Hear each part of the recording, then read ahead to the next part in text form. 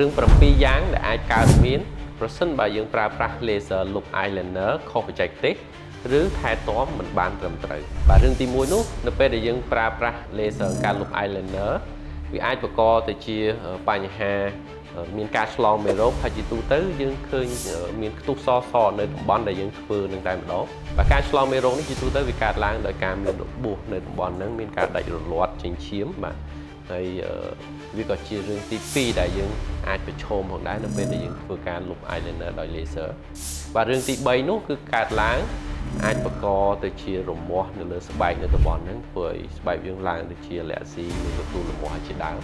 បាទទី4អាចបង្កឲ្យមានការឈឺចាប់ខ្លាំងបាទជាទូទៅនៅពេលដែលយើងធ្វើអត់មានបច្ចេកទេសត្រឹមត្រូវយើងអត់បានកំណត់អត់បានប្រើប្រាស់ម៉ាស៊ីនឬក៏ឧបករណ៍ដែលយើងធ្វើការលុបនឹងឲ្យបានត្រឹមត្រូវទេអាចបង្កឲ្យមានការឈឺចាប់ខ្លាំងដូចគ្នាដែរបាទទី5នោះគឺអាចបង្កទៅជាស្នាមលើស្បែករបស់យើងបាទ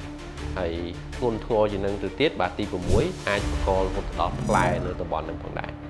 ខ្ញុំសូមបញ្ជាក់បន្តិចផងដែរនៅកន្លែងនេះបាទចំពោះការឡើងទៅជាស្នាមនិងផ្លែនៅកន្លែងដែលយើងលុបរឹមភ្នែករបស់យើងនេះគឺកើតឡើងដោយការជាសាសខុសប្រក្រតីនៅរាងកាយរបស់យើងបាទទី7ដែលយើងមិនចង់ជួបតែម្ដងនេះគឺអាចប៉ះពាល់ដល់កែវភ្នែករបស់យើងការលុប eyeliner ដោយ laser យើងត្រូវដឹងថា laser នៅពេលដែលយើងបាញ់ទៅwavelength ឬក៏ថាមពលពន្លឺនៃ laser ហ្នឹងវាមានតួនាទីក្នុងការទៅចាប់ទៅបំបែកពណ៌នៅតំបន់ដែលយើងចង់លុបហ្នឹងហើយយើងត្រូវដឹងថាភ្នែករបស់យើងបាទប្រស័យភ្នែករបស់យើងគឺមានពណ៌ហើយពណ៌ខ្មៅដែលនៅក្នុងប្រស័យភ្នែករបស់យើងគឺ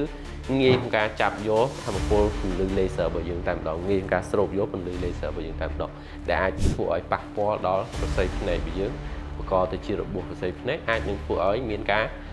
ពិការភាពភ្នែកផងដែរអញ្ចឹងការលុប eyeliner ដោយ laser គឺត្រូវមានការប្រុងប្រយ័ត្នហើយត្រូវមានបច្ចេកទេសឲ្យបានត្រឹមត្រូវមាន eye shield ប្រើប្រាស់ eye shield ឲ្យបានត្រឹមត្រូវសមស្រប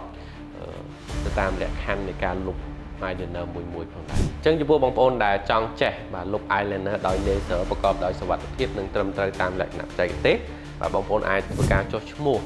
ចូលរៀនវគ្គសិក្សាខ្លីដែលយើងមានរៀបចំនៅថ្ងៃទី5ខែ6ឆ្នាំ2025ខាងមុខនេះដែលវគ្គសិក្សាខ្លីនេះយើងសិក្សាពីការលុប eyeliner ដោយបច្ចេកវិទ្យា laser ប្រកបដោយសុវត្ថិភាពនិងត្រឹមត្រូវតាមលក្ខណៈបច្ចេកទេសតែម្ដងបាទ